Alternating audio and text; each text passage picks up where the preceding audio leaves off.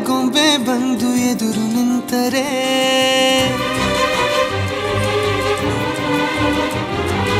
ಎಳೆ ಹುಡುಗನ ಹೃದಯವೀಗ ಸೋಲಲಾರದೆ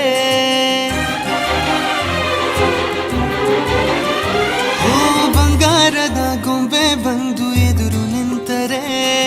ಎಳೆ ಹುಡುಗನ ಹೃದಯವೀಗ ಸೋಲಲಾರದೆ